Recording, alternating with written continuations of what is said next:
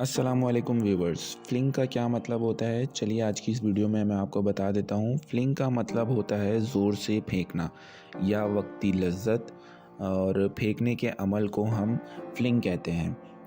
जैसे कोई चीज़ आप जल्दबाजी में फेंक देते हैं या बहुत गुस्से के साथ फेंकते हैं, तो उस वर्ड के लिए फ्लिंग यूज़ किया जाता है। अगर आप सपोज़ करेंगे तालाब में आप कोई पत्थर फेंक रहे हैं, तो आप बोलेंगे you are fling stone in the well.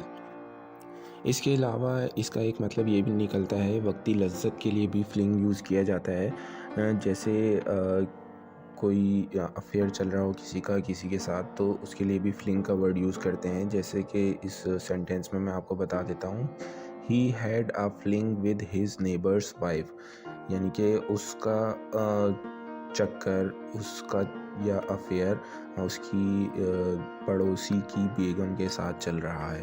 तो इसके लिए भी फ्लिंग का वर्ड यूज़ किया जा सकता है। तो उम्मीद है दोस्तों आपको फ्लिंग का मतलब समझ में आ गया होगा। अगर ये वीडियो पसंद आई है तो लाइक ज़रूर कर दें और हमारे चैनल को सब्सक्राइब करना ना भूलें।